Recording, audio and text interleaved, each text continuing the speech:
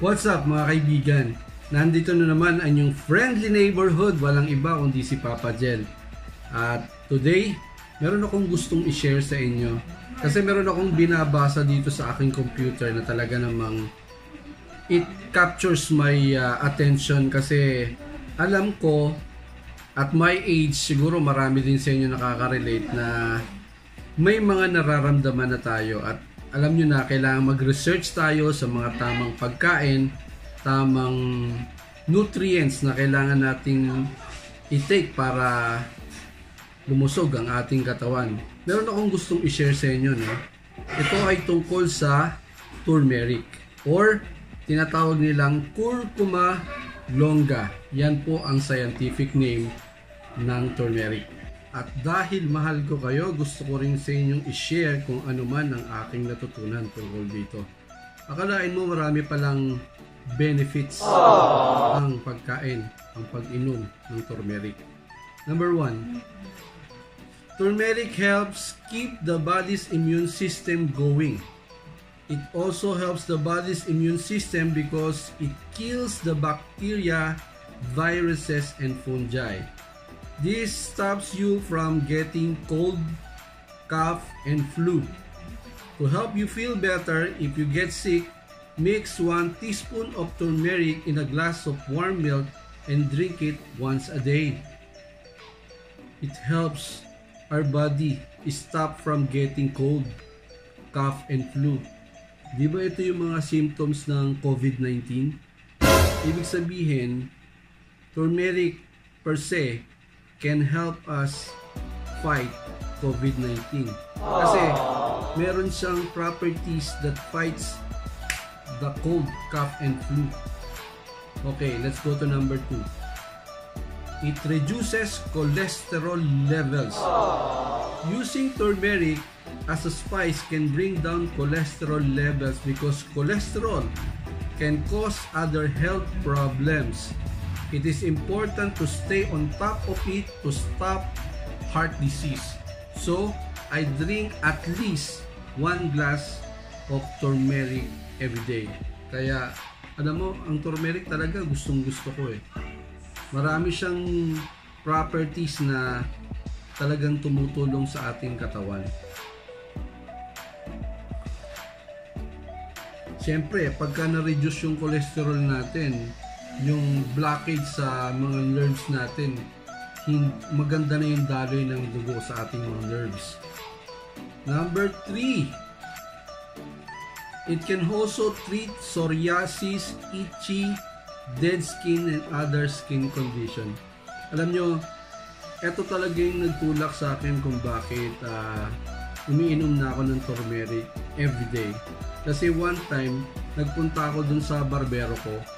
At nagulat siya kasi nung ginugupitan niya na ako, nakita niya na maraming mga redness sa ulo ko at meron mga spots na merong mga skin problem. Sabi niya ganun, a year ago, ako rin naman yung gumugupit sa ulo mo pero hindi ko nakita yan.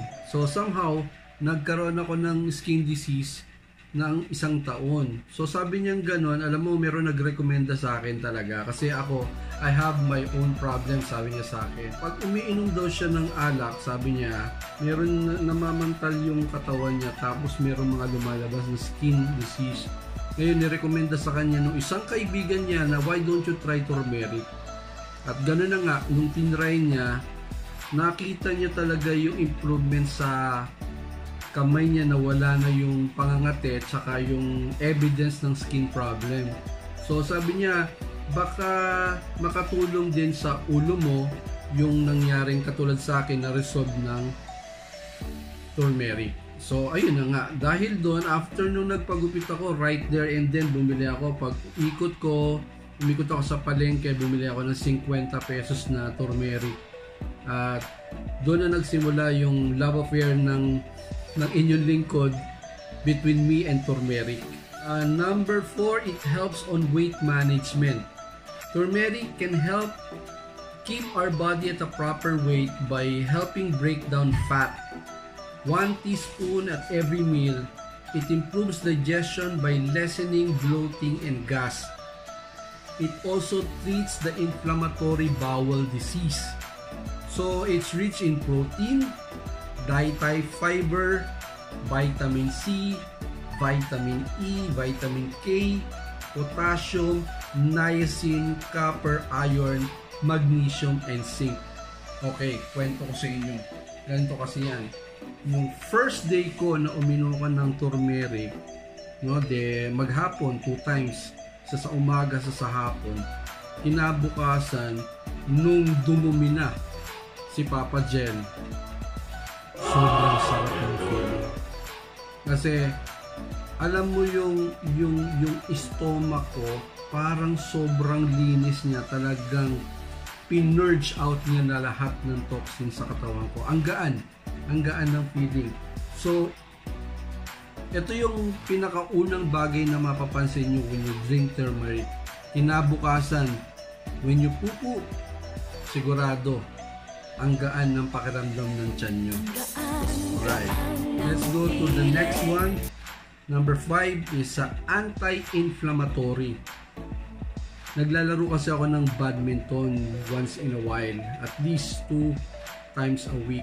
So, oftentimes kapag galing ako sa laro, kinabukasan maraming mga namamaga sa akin, particularly dito sa bukong-bukong dito. Yan. Pagising ko sa umaga, paglakad ko, ang sakit niyan. Promise. Pero yun nga, ito yung pangalawang napansin ko. 2 weeks later after kong uminom ng turmeric, nawala yung pamamaga ng sakong ko. So kahit naglalaro ako, alam ko na hindi gaano mamamaga, hindi gaano masasaktan. Meron pa akong mga feeling dati na dito, yung mga fingers ko na yan, mga joints, pag hinawakan mo medyo parang maga siya eh. So somehow talaga itong turmeric, itong pag-inom ko ng turmeric, nakatulong talaga siya para mawala yung pamamaga na yun. So meron pa akong ginawa, actually recently ko lang naman ginawa ito.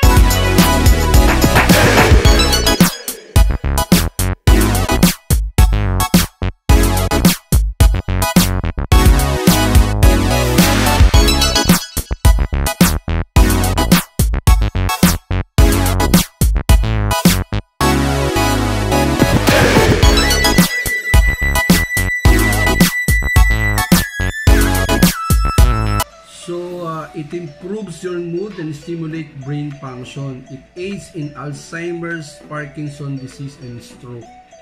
So, itong pag-inom natin ng turmeric, nakaka-stimulate siya ng brain.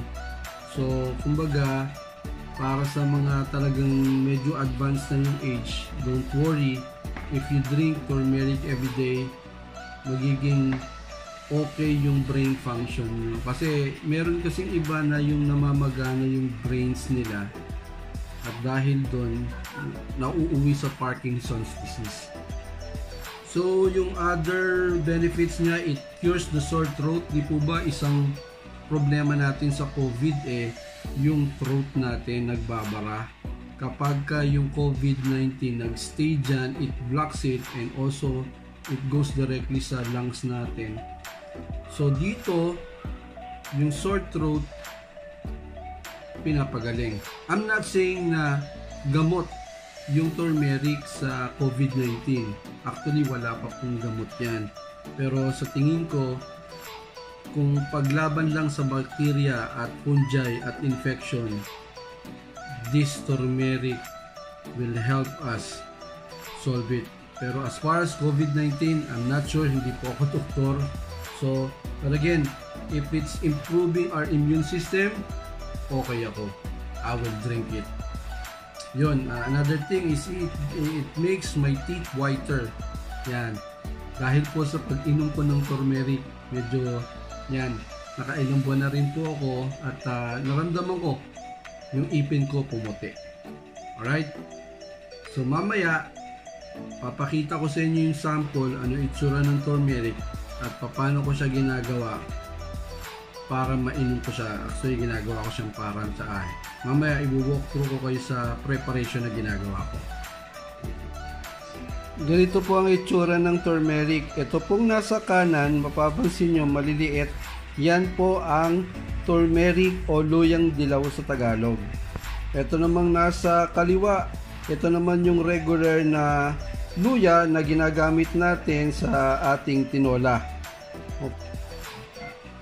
Okay, ano ba ginagawa ko? Kumuha ng malinis na kasirola. Kumuha ng 3 piraso ng luyang dilaw sa 2, 3. Yan, hugasang maigi at saka dik-dikin ng almirez. Pak pak pak pak pak pak pak pak pak pak pak pak pak pak pak. Tapos ito ilalaga natin siya ng 5 minutes. Lalagyan ko ng mga 1 basong tubig. Ilalaga ko ng 5 minutes. Tapos ready na siya para inumin. Ganun lang po kadali ang mag-prepare ng luyang dilaw. 2 laga po ang ginagawa ko rito sa isa. Napakamura lang. Sa halagang 50 pesos, makukonsumo na siya ng mahigit sa 1 linggo. Ganun siya kamura. There you have it. Sana mga kabarkada, mga tropa, mga kaibigan ay nagustuhan nyo ang topic natin for today. I hope na nakatulong ito sa inyong kalusugan. If you find this channel interesting and you like it, then click the subscribe button down below. Thank you. God bless and bye-bye.